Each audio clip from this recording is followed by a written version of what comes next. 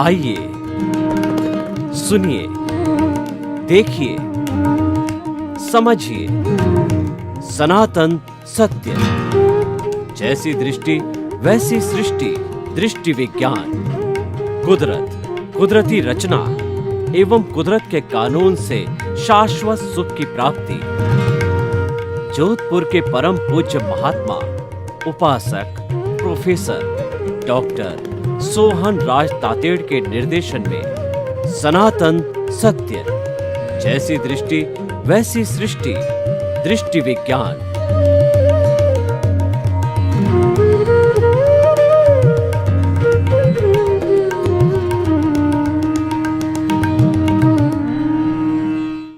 भाई और बहनों, मातृशक्ति को नमन। आज का हमारा बहुत सुंदर विषय है कि समस्या में छिपा समाधान। देखिए, मनुष्य के जीवन में उतार चढ़ाव आते ही रहते हैं। कहा भी गया है कि struggle is life, life is struggle. संघर्ष ही जीवन है। ऐसा कोई व्यक्ति नहीं कि जिसके जीवन में संघर्ष नहीं आए, किसी परिवार में मृत्यु नहीं हो, अजर अमर परिवार हो, ऐसा नहीं है। देखिए, मैं आपको एक कथा सुनाता हूँ। भगवान बुद्ध के पास में जो है एक व्यक्ति, एक स्त्री रोती रोती आई। उसने कहा कि आप भगवान हो, आप पूजनीय हो, त्रिलोकी नाथ हो, भूत भविष्य वर्तमान के ज्ञाता हो। मेरा जवान पति मर गया तो आप उसको जिंदा करो। मेरा जीवन कैसे चलेगा? मेरा जीवन दुखमय हो जाएगा। तो जो है भगवान बुद्ध ने उस स्त्री को बोला कि तुम जो है अपने गांव में घूम के आओ, मैं तुम्हारे को जो है यह चावल देता हूँ, तो ये चावल उस व्यक्ति को दे देना जिसके, या तुम जो है उस व्यक्ति के घर से चावल लाना जिसके घर में कोई मृत्यु आज तक नहीं हुई। तो वह घूमती रही, दिन भर घूमी, थक गई। ऐसा घर कोई नहीं मिला कि जिसके घर में मृत्यु नहीं हुई हो। तो भगवान ने उसको, जो बुद्ध भगवान ने उसको जो ये पाठ पढ़ाया कि जो आता है वो अवश्य जाता है। हर संजोग के साथ में वियोग जुड़ा हुआ होता है। कोई पहले जाता है, कोई पीछे जाता है, लेकिन अमर इस दुनिया में कोई नहीं है। तुम खुद देख के आई हो कि कोई ऐसा घर नहीं है जिसमें मृत्यु नहीं हुई हो। तो मृत्यु अवश्यंभावी है। मृत्यु को कोई नहीं रोक सकता। मृत्यु को वह व्यक्ति रोक सकता है जिसने कि अमरता का वरदान लिया हुआ हो, और वो यमराज से ज़्यादा, यमराज मृत्यु को लेने वाले होते हैं। यमराज से तेज भाग जा सके, पकड़ में नहीं आवे। और जो है जिसने मृत्यु के साथ में समझौता कर लिया हो, ऐसा व्यक्ति जो है वो अमर हो सकता है। लेकिन इस दुनिया में कोई न अमर है। भगवान राम को, कृष्ण को, महावीर को, सबको जाना पड़ा। मृत्यु निश्चित जो जन्मा है वो निश्चित ही एक न एक दिन मृत्यु को प्राप्त होगा। तो ये बात समझाने से उसको कंसोलेशन हुआ, उसकी आत्मा को शांति मिली और उसका शोक जो है कम हुआ और वो घर चली गई। तो कहने का अर्थ यह होता है कि हर समस्या के अंदर समाधान छुपा हुआ है। समस्या जीवन में आएगी, और जो गांधी जी ने कहा है कि जिसको समस्या नहीं आती वो कभी फेल नहीं हुआ है, कभी असफल नहीं हुआ है। ऐसा व्यक्ति जीवन में सफल हो ही नहीं सकता, क्योंकि कोई आदमी के जीवन में समस्या न आए ऐसा संभव नहीं है। और जिसका जीवन ज़्यादा समस्यापूर्ण है वो ज़्यादा सफलता को पाता है। भगवान महावीर का जीवन देखिए कि भगवान महावीर जो है वह अपने जीवन के अंदर, वो क्योंकि वो तीर्थंकर थे तो माँ के गर्भ में 3 ज्ञान, मति ज्ञान, श्रुत ज्ञान और जो है वो अवधि ज्ञान लेकर के आए थे। तो उन्होंने अपने अवधि ज्ञान से देखा कि माँ के पेट में मैं हिलता डुलता हूँ, कितना कष्ट होता है। तो जब उनका जो है माँ का पेट में वो आए थे तो शहनाइयाँ बजने लगी थी, पूरे शहर के अंदर खुशी का माहौल था। तो उन्होंने जो अवधि ज्ञान से जब हिलना डुलना बंद किया तो माँ ने देखा कि मेरे गर्भ में क्या हो गया है, बच्चा कहीं मर नहीं गया है। तो उन्होंने सारी खुशियों को रोक दिया, शहनाइयों को रोक दिया। भगवान ने पुनः देखा ये तो उल्टा हो गया, तो उन्होंने अपने अंदर ही माँ के गर्भ के अंदर ये जो है एक संकल्प लिया, जब तक माता पिता जिंदे हैं मैं आज्ञाकारी हूँ, मैं दीक्षा नहीं लूँगा, क्योंकि दीक्षा लूँगा तो उनको कितना दुख होगा, गर्भ में इतना दुख हो रहा है तो उस समय कहता होगा। तो उसके बाद देखिए भगवान ने जब दीक्षा ली तो उनको जो है चौथा ज्ञान मनःपरो ज्ञान हो गया। ऐसा जो है एक नियति है कि 3 वो ज्ञान लेके आते हैं और दीक्षा लेते ही चौथा ज्ञान हर तीर्थंकर को होता है। तो भगवान को जो है मनःपरो ज्ञान हो गया। उन्होंने अपने ज्ञान से देखा कि मेरे कर्म और 23 तीर्थंकरों के कर्म की तुलना करो तो मेरे कर्म का पलड़ा उनसे 23 से भी भारी है।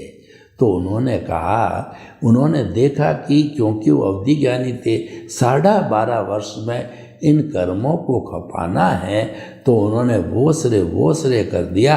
वो आत्म प्रदेशों में चले गए। वो अपने आर्ट ऑफ द विजन जो हमारा है उसके अनुसार जो है वो आर्ट ऑफ द विजन, सम्यक ज्ञान, सम्यक दर्शन और जो केंद्र है हमारा आत्मा का, उस केंद्र में वो अवस्थित हो गए। आत्म प्रदेशों में चले गए, केंद्र में अवस्थित हो गए। वो एक ही बात होती है। तो उसके बाद उनका जो शरीर को उन्होंने वोसरे कर दिया कि इसको कोई भी जो है देव गति वाला, मनुष्य गति वाला, तिर्यज गति वाला काटे पीटे, उसका भुगतान जो अपने करना ही है। तो जो इसका भुगतान वो लेवे, तो मैं इसके प्रति कोई भी राग द्वेष नहीं करूँगा। ग्वालों ने कीले ठोके या जो है वो कहना चाहिए ग्वालियों ने उनके पैरों पर खीर बनाई। संगम देवता ने एक रात के अंदर 20 बाणांती कष्ट दिए और उनको सूली पर चढ़ाया। उनको चोर समझ करके कुछ चोरों ने उन्होंने ऐसी स्थिति पैदा कर दी, लेकिन वह शूली जो है टूटती रही, क्योंकि जो इंद्र ने जो उसको बताया कि ये भगवान है, तुम कैसे सूली पर चढ़ा सकते हो। इस तरीके से उनके सारे कर्मों का भुगतान हो गया। सब जीवों से एनओसी मिल गई और वो मिलने का कारण ये था कि वो केंद्र में अवस्थित हो गए थे और उन्होंने सम्यक ज्ञान, सम्यक दर्शन को जो है डेवलपमेंट किया। और जो कुछ भी चल रहा था मन वचन काया तथा उससे जुड़ी हुई हर अवस्था मात्र कुदरती रचना है, वह व्यवस्थित है, वो प्रीडिस्टिन्ड है और वह जो है परमाणु, वो जो फिक्स है। यानी उन्होंने सम्यक तप किया, उन्होंने जो कुछ भी चल रहा है उसको कुदरती रचना माना, उन्होंने भेद विज्ञान किया, ज्ञाता दृष्टा बने, जुदापन की जागृति की और वह केंद्र में अवस्थित रहे। तो यानी उन्होंने 12.5 वर्ष के अंदर प्रकृति पुरुष को अलग रखा, प्रकृति पुरुष को जुड़ने नहीं दिया। यानी उनका जो उदय प्रारब्ध चल रहा था उसके साथ में जो है उन्होंने अपने आप को जोड़ा नहीं, उनको अलग रखा, खुद अलग रखे रहे। उन्होंने मध्यस्थ भाव से ये रखा तो प्रकृति पुरुष जुड़े नहीं तो नए कॉज नहीं पड़े, नई कॉजल नई बॉडी बनी नहीं और शुद्ध भावों के अंदर रहे तो शुद्ध भावों में रहने से उनके सारे कर्म कट गए, उनकी पुरानी जितनी भी थी वो सारा डिस्चार्ज 12.5 वर्ष के अंदर हो गया। जन्म जन्मांतर के बर्फ की शिला की तरह जो कर्म थे वो पिघल करके और अज्ञान जीरो हो गया। उनका जो है वो जितना भी कॉजल बॉडी थी वो जीरो हो गई। तो वो जीरो होने से उनको जो है वो उसी जन्म के अंदर केवल ज्ञान हो गया, क्योंकि पिछले जन्म से वो केवल दर्शन साथ लेके आए थे। इस जन्म में उनको ये सारा भुगतान पूरा होते ही, कंप्लीट डिस्चार्ज होते ही और सम्यक तप करते हुए उन्होंने जो है इसको कुदरती रचना माना। सम्यक तप पे हो गया, सम्यक ज्ञान, सम्यक दर्शन वो डेवलप्ड साथ लेके आए थे। सम्यक तप चल रहा था और जुदापन की जागृति उनके थी, क्योंकि मोहनीय कर्म को उन्होंने पिछले जन्म से ही भस्मीभूत कर दिया था। ज्ञान पिछले जन्म से ही उनको था। तो नो ऑनरशिप, नो डूअरशिप, वो अकर्ता कई जन्मों से अकर्ता बने हुए थे। शुद्धि होते होते महावीर के जन्म में वो कॉजल बॉडी जीरो हो गई। तो वो जो है वो केवल ज्ञानी बन गए। परिणाम स्वरूप के अंदर 30 वर्ष तक उन्होंने केवल ज्ञान को भोगा। समोसरण में जो है उसके सारे ये आगम बने, जितना भी उन्होंने उपदेश दिया। और फिर वो पावापुरी के अंदर 72.5 की अवस्था के अंदर सिद्ध बुद्ध हो गए, केवल ज्ञान को भुगत करके। क्योंकि पिछले जन्म में केवल दर्शन वो साथ लेकर के आए थे, तीर्थंकर थे। तो हम उनको नमन करते हैं, भगवान महावीर की आत्मा को, 24वें तीर्थंकर की आत्मा को, शुद्ध आत्मा को नमन करते हैं। भगवान है, ईश्वर है, वंदनीय है, स्तुत्य है और सिद्ध शिला के अंदर वो विराजमान है और शाश्वत सुख को प्राप्त किया हुआ है उन्होंने, उन भगवान ने। तो भाइयों और बहनों, समस्या में समाधान छुपा हुआ रहता है। वह तीक्ष्ण बुद्धि हमारी होनी चाहिए। वो समाधान को देखने की तीक्ष्ण बुद्धि वाला उस समाधान को देख लेता है, क्योंकि दुनिया में ऐसी कोई समस्या नहीं है जो समाधान लेके आती है। वेद में छिपा हुआ अभेद हमको देखना होता है। हमारे इस शरीर जो ये जड़ रूपी शरीर है, इस शरीर के अंदर छिपा हुआ प्रभु ईश्वर भगवान है, वो देखने की कला हमको आना चाहिए। उनकी पहचान करने की हमको कला आनी चाहिए, उनका स्पर्श हमको होना चाहिए। यानी कि वह स्पर्श कैसे होगा कि हम शुद्ध भावों में जाएंगे, हमारी कॉजल बॉडी को समाप्त कर देंगे।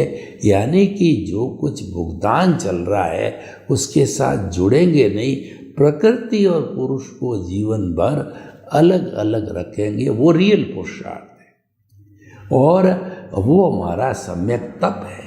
कुदरती रचना देखने का अर्थ है कि प्रकृति पुरुष को अलग रखना, और हमारी साधना सम्यक तप है। आपके साथ जो भी घटित हो रहा है उसको कुदरती रचना देखते रहोगे और प्रकृति पुरुष जुड़ेंगे नहीं। हमारा जो उदय प्रारब्ध चल रहा है, ऑटो मोड से चल रहा है, वो डिस्चार्ज फॉर्म में चल रहा है, उसकी तरफ हमने ध्यान ही नहीं दिया कि ये भुगत रहा है। ये मन वचन काया रूपी सोहनराज पुतला भुगतता है। मैं तो मन वचन काया से मुक्त ऐसा शुद्ध आत्मा हूँ। मन वचन काया कुदरती रचना है, मन वचन काया कुदरती रचना से मुक्त ऐसा मैं शुद्ध आत्मा हूँ। यानी केंद्र में जो आत्मा को हमें विराजमान करना चाहिए, हमारा जो ये पिनियल ग्रंथि का केंद्र है वो आत्मा के लिए भीतर आत्मा के दर्शन करने का केंद्र है। इसको आज्ञा चक्र कहते हैं और यहीं से हम भीतर जाते हैं। तो यहाँ पे हमारा जो भीतर विरान शुद्ध आत्मा परमात्मा है, जो मुक्ति में जाने वाला हर जीव में वो एक सा विराजमान है, उसको शुद्ध भावों के साथ के अंदर यहाँ पे उसकी प्राण प्रतिष्ठा करके विराजमान कर दो। और फिर इसका साम्राज्य चलने दो और आप इसके इर्द गिर्द रहो, आप इसकी आज्ञा में रहो और आप जो है जो कुछ भी ये कहे वो करते रहो। उसके बाद जो आपका मन कहे वो नहीं करना है, क्योंकि आज्ञा और प्रज्ञा दोनों साथ रहती है। हमारी प्रतिष्ठित आत्मा है, उसमें आज्ञा रहती है, उसमें प्रज्ञा रहती है, और हमारा जो चार्ज करने का सिस्टम होता है जिसको कि मन बुद्धि चित्त अहंकार कहते हैं, ये सारा चार्ज करने की प्रोसेसिंग फैक्ट्री है। चार्जिंग चलता रहता है और डिस्चार्ज भी अपना ऑटो मोड से चलता होता है। वो डिस्चार्ज प्रतिष्ठित आत्मा है, और जो चार्ज करने वाली वह है हमारी प्रतिष्ठित आत्मा है।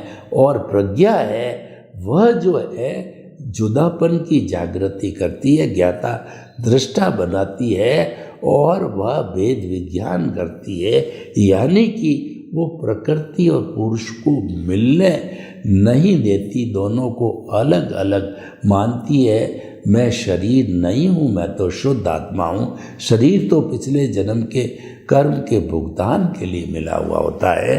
तो ये सारा करना है, समस्या में छिपा समाधान है। ये जो है कला आनी चाहिए। वो कला कब आती है कि जब हमारा बहिर आत्मा से हम भीतर आत्मा जो है अंतर आत्मा बन जाते हैं। क्योंकि बहिर आत्मा तो जन्म जन्मांतर से जो है वो घूमती आई है। सामान्य व्यक्ति जो है खाओ पियो मौज मजा मस्ती और 5 इंद्रियों का जगत है, उसी के अंदर ही खोए रहते हैं। मेरा घर, मेरा परिवार, मेरी धन, मेरी दौलत, ये सब, ये शरीर मेरा, इस शरीर का संचालक मैं हूँ। जबकि वास्तव में हम इस प्रकृति के गेस्ट है, यूज़र है और सफरर है। ये जो जानता है उसको समस्या में छिपा समाधान तुरंत मिल जाता है उसको। ये चिंतन आते ही कि मैं तो इस कुदरत का यूज़र हूँ, कुदरत का मालिक नहीं हूँ। कर्ता बनते ही समस्या पैदा होती है, निमित्त बनते ही समाधान आ जाता है। और आप प्रकृति के गेस्ट बने रहोगे। किसी घर में जाते हैं और हम गेस्ट बन के जाते हैं, 1 दिन रुकते हैं, 2 दिन रुकते हैं, हम हमेशा के लिए नहीं रुकते क्योंकि उसके घर के सदस्य नहीं हैं। तो आप तो इस कुदरत के गेस्ट हो, यानी कि आपका आयुष्य फिक्स लेकर के आए हो। जितना आयुष्य है वो भोग करके चले जाओगे। रंगमंच ये जगत है और कर्म खिलावनहार, नाना रूप बनाए के और चेतन खेलनहार। ये कुदरत है, जगत है। इस जगत में सभी रामायण का जो नाटक खेलते हैं, कोई राम बनता है, कोई सीता बनता है, कोई हनुमान बनता है, कोई रावण बनता है, कोई विभीषण बनता है। ये अपना अपना रोल खेल करके चले जाते हैं। उसी तरीके से आयुष्य पूरा इसी कुदरत में होता है, वो करके चले जाते हैं। कुदरत के ये मेहमान होते हैं, कुदरत के मालिक नहीं होते हैं, कुदरत के यूज़र होते हैं, कुदरत के गेस्ट होते हैं और सफरर होते हैं। कर्मों का भुगतान करने के लिए कुदरत के पास आना चाहिए। पिछले जन्म में हमने जो कुछ भी हमारा जितना आयुष्य है अशुभ शुभ या शुद्ध कॉजेस डाले हैं, उसी के अनुसार हमारी पूरी 3 घंटे की फिल्म कहिए, आंसर शीट कहिए बजी और घंटी बजी, यानी कि 3 घंटे पूरे हो गए रूपक के रूप में, यानी हमारा आयुष्य खत्म हो गया। तो वो आंसर शीट है कुदरत के पास चली गई, वो कुदरत मालिक बन गई। अब कुदरत ही उसका संरक्षण करेगी, जन्म देगी और उसका जो है भरण पोषण करेगी।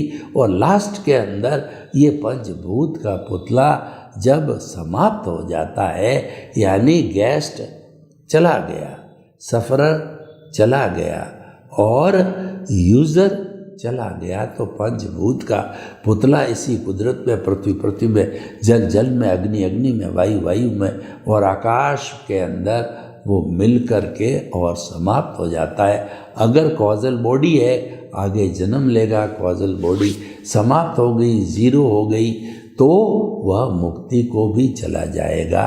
तो समस्या का समाधान उसके साथ छुपा हुआ होता है। आप उसको तीक्ष्ण बुद्धि से देखिए, आपको मालूम पड़ जाएगा। जैसे कि हमारे घर के अंदर ये समस्या आ गई कि अब बच्चा तो कह रहा है कि मैं तो इंजीनियरिंग के अंदर 11th का मेरिट भी ले आया और वह जो है वह उसको इंजीनियरिंग के अंदर जाना है। तो अब फादर के सामने समस्या आ गई कि मुझे इसको पूरा इंजीनियर बनाने में इतने रुपए लाखों खर्च होंगे। तो फादर ये जानता है कि समस्या आने वाली है, तो उसका समाधान तीक्ष्ण बुद्धि से जो जानता है, वो पेरेंट्स क्या करते हैं कि जन्म से ही बच्चे का अकाउंट खोल दिया, FD खोल दी, SIP कर दी, और बच्चा जन्मते ही जब कॉलेज में गया, इसका मतलब 16 साल का हुआ, तो उसके पास 16 लाख रुपए आ गई। बेटी 21 साल की, 21 लाख रुपए आ गए, तो पढ़ाई हो गई, शादी हो गई। लेकिन जो समस्या के भीतर छिपा हुआ समाधान को नहीं है, उसने सेविंग नहीं की, और फिर बच्चे को कॉलेज में जाने की स्थिति आई, तो उस ऐसे व्यक्ति को कौन तो लोन दे, कौन पैसा उधार दे, क्योंकि इंजीनियरिंग के अंदर बहुत पैसा लगता है। तो बच्चा इंजीनियरिंग कर नहीं पाता है, क्योंकि वो समस्या में छिपे समाधान को पेरेंट्स ने नहीं देखा। क्यों नहीं देखा? उसके भाग्य में जो 11th-12th करना ही लिखा हुआ था, इसीलिए वैसे पेरेंट्स मिले कि जो समस्या में छिपे हुए समाधान को नहीं जानते। यानी ये भी जो है पुण्योदय पापोदय से जुड़ा हुआ है। बहुत से बच्चे पढ़ाई नहीं कर पाते हैं, मजदूर बन जाते हैं, रिक्शा चालक बन जाते हैं, वो बस के कंडक्टर बन जाते हैं, और कई तो ऐसे होते हैं कि बचपन में माता पिता चले जाते हैं तो वो गलत संगत में भी चले जाते हैं, अपराधी भी बन जाते हैं, आतंकवादी भी बन जाते हैं, क्योंकि उनका जो है वो पुण्योदय पापोदय ऐसा ही था। ऐसा ही वो फिल्म बना के लाए थे, स्क्रिप्ट लिख कर के लाए थे, मन वचन काया की बैटरी है जो है चार्ज करके लगे आए। तो उदय प्रारब्ध के अधीन ऐसा ही लिखा हुआ था उनके भाग्य के अंदर, विधि के विधान के अंदर, तो कोई उसके अंदर कर नहीं पाता है। तो भाई और बहनों, बहुत ही सुंदर विषय है कि समस्या, हर समस्या समाधान लेके आती है, पर उसको देखने की पैनी जो है वह दृष्टि होनी चाहिए। देखिए, मान लीजिए कि जो है अपनी बेटी है, उसकी जो है हमने अच्छे खानदान में देखभाल करके सारी जो है उसकी सगाई की, और अपने रिसोर्सेज को भी देखा कि हम इसको इस घर में भेज रहे हैं। तो उसके बाद क्या हुआ कि वो लोभ के अंदर आ गया लड़का की पढ़ा लिखा इंजीनियर है, तो जो है लड़की तो पसंद आ गई, लेकिन उनसे पैसा पेरेंट्स से ज़्यादा लेना है। तो पेरेंट्स ने रिक्वेस्ट किया कि जो है भाई हम इतना दे नहीं पाएंगे, लेकिन लड़का अच्छा था। तो क्या हुआ, वो लड़का जो है भाग्य से उन्होंने उस लड़के को, वो लड़की के फादर ने समझाया कि देखो हमारी लड़की शीलवान है, पढ़ी लिखी है, तुम इसको अगर नौकरी कराओगे तो भी ये अच्छा पैसा कमा लेगी तो तुम हमको सपोर्ट करो तो हमारी इस बच्ची की जिंदगी सुधर सकती है, तुमको अच्छी पत्नी पढ़ी लिखी हुई मिल सकती है और हम भी प्रसन्न हो सकते हैं। तो लड़का क्या हो गया, उस लड़की के पक्ष में हो गया।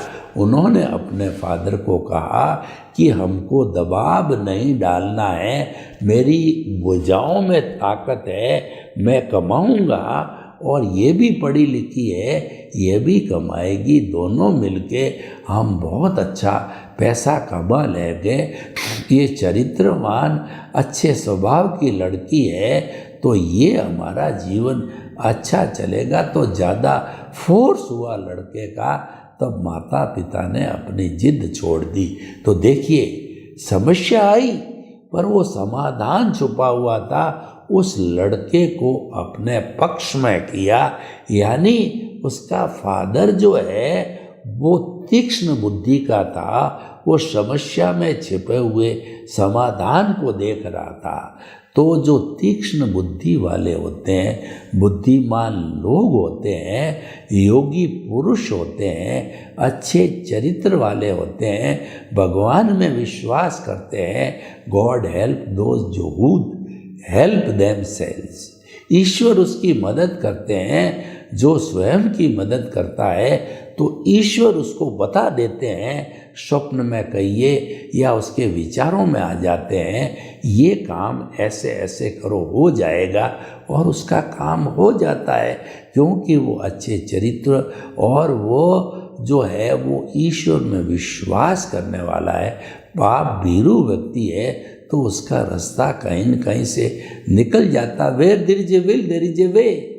जहाँ पे व्यक्ति की चाह होती है वहाँ राह भी मिल जाती है। ये सारी बातें ये इंगित करती है आप उस समस्या के भीते समाधान को खोजो, उसमें छिपा हुआ है। सर्वे भवन्तु सुखिनः सर्वे सन्तु निरामया।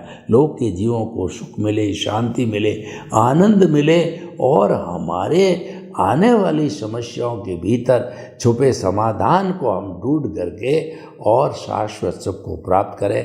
आपके प्रति मंगल भावना।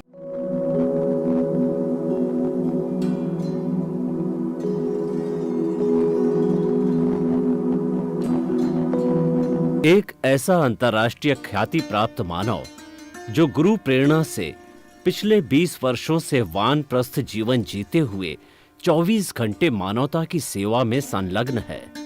एक ऐसा मानव जो अभी राष्ट्रीय, अंतर्राष्ट्रीय टीवी चैनलों पर 7,500 एपिसोड के माध्यम से सनातन सत्य, आत्मविज्ञान एवं पुनरुत्थान व्यवहार एवं निश्चय जगत के जीवनोपयोगी विषयों पर हृदय स्पर्शी प्रवचन कर चुका है। उस मानव का नाम है महात्मा उपासक प्रोफेसर डॉक्टर सोहन राज तातेड़।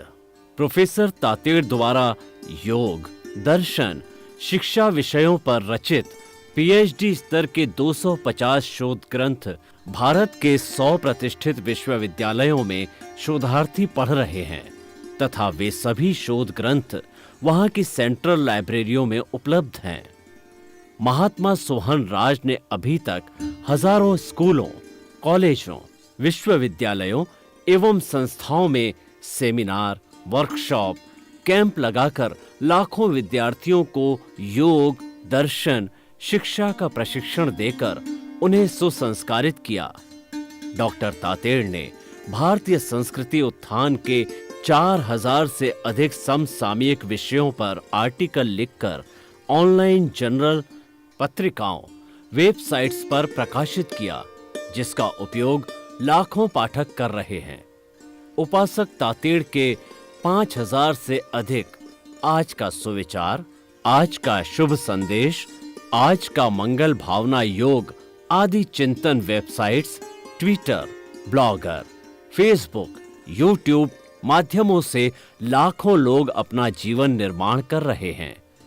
मानवता के मसीहा ऐसे महामानव महात्मा सोहन राज तातेड़ के प्रोफाइल को अभी तक विश्व के 20 लाख दर्शक यूट्यूब पर, 12 लाख गूगल पर, एवं लाखों दर्शक फेसबुक, ब्लॉगर, ट्विटर और इंस्टाग्राम पर देख चुके हैं।